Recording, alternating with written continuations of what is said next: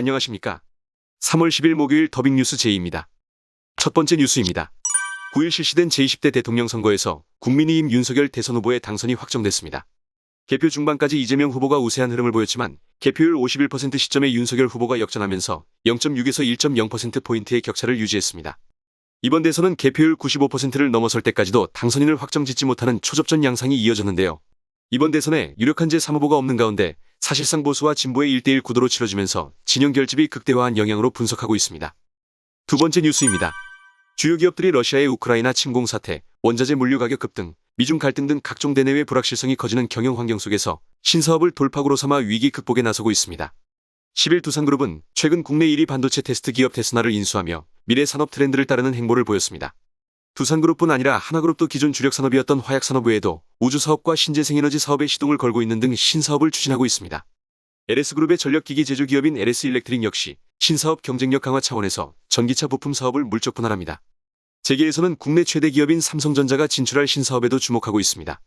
재계 관계자는 주요 기업들이 총수나 경영진을 젊은 층으로 교체 진행 중인 시기라며 여러 요인으로 경영 불확실성이 커지는 가운데 신사업 진출로 가시적인 성과를 내려는 시도라고 분석했습니다.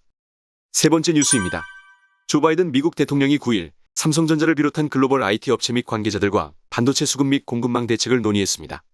취임 직후부터 반도체 부족으로 인한 공급망 마비 사태의 위급함을 느낀 바이든 대통령은 문제 해결을 위해 반도체 등 핵심 제조업을 중요하게 여겨왔는데요. 그에 따라 국가안보 차원에서 제조업을 재육성하는 방안을 지속적으로 추진하는 것으로 보입니다.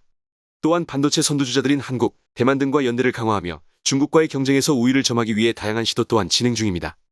바이든 대통령은 삼성은 텍사스에 170억 달러 최대 규모의 반도체 공장을 짓기로 했으며 이를 통해 2,000개의 양질의 일자리를 창출할 것이라며 감사를 표했습니다. 네 번째 뉴스입니다. 8일 미국이 러시아산 원유 금수 조치를 공식 발표한다는 소식에 서부 텍사스산 원유가 장중 한때 전날보다 8% 급등한 배럴당 129.44달러까지 치솟았습니다.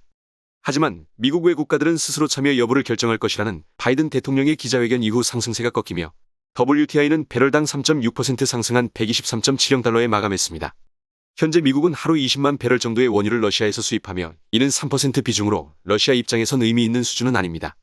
따라서 리스타드 에너지는 이번 조치가 시장에 큰 영향을 미치지 않는다고 말했습니다. 미국뿐 아니라 영국도 러시아산 원유를 쓰지 않는 단계적 조치를 취하는 방안을 추진합니다. 유럽연합 또한 오는 12월까지 러시아산 천연가스 수입량을 줄이고 2030년까지 러시아산 화석연료를 쓰지 않겠다고 밝혔지만 이 안은 권고에 불과합니다. 이에 블룸버그 통신은 주요국이 불만을 갖고 있다고 전했습니다. 러시아산 원유를 다른 곳의 원유로 대체하는 과정에서 생길 수 있는 혼란으로 인한 것으로 보이는데요. 미국이 상징적인 조치를 취했고 영국과 EU까지 러시아산 사용을 지향하고 있지만 당장은 안정적인 새 공급처를 찾기 힘들기 때문입니다. RBC 캐피털 책임자 헨리 크로프트는 현실적으로 증산이 가능한 다른 국가가 러시아 물량을 완전히 대체하기는 쉽지 않다고 분석하고 있습니다. 한편 전문가들은 더 많은 국가가 에너지 제재에 동참하면 유가는 지금보다 더 올라갈 것이라고 전망했습니다. 마지막 뉴스입니다. 인플루언서 마케팅에 집중해왔던 게임 업계가 다시 커뮤니티 매니저를 적극 기용하고 있습니다. 게임 속 코인을 현금화할 수 있는 블록체인 게임. 이러한 게임이 급부상하면서 이용자들에게 게임 내 경제 시스템을 설명해주는 커뮤니티 매니저의 역할이 중요해지고 있기 때문입니다. 이용자들은 블록체인 게임을 즐기기 위해 코인, 디파이, NFT 등의 복잡한 경제 시스템을 이해해야 합니다. 돈이 걸린 문제이기에 정확한 정보가 중요해졌기 때문에 외부인보다 커뮤니티 매니저의 공식적인 설명이 필요한 상황입니다. 위메이드는 미르포 글로벌 서비스 초기부터 커뮤니티 매니저를 통해 게임 내 생태계를 설명해왔습니다. 이용자 반응이 좋아 최근에는 손자회사의 라이즈 오브 스타즈에도 커뮤니티 매니저를 도입한 바 있습니다. 이에 타 게임사인 조이시티, 넷마블도 커뮤니티 매니저를 적극 도입하여 설명하는 콘텐츠를 업로드하는 등 게임업계에서 커뮤니티 매니저는 앞으로도 이용자와 게임사 간의 전문적인 징검다리 역할을 할 것으로 보입니다. 다음은 오늘의 채용 공고입니다. 한국국토정보공사에서 2022년도 상반기 체험형 청년 인턴 채용 공고를 냈습니다. 채용 분야는 지적 측량 현장 보조이며 전국 단위로 총 65명 채용 예정입니다.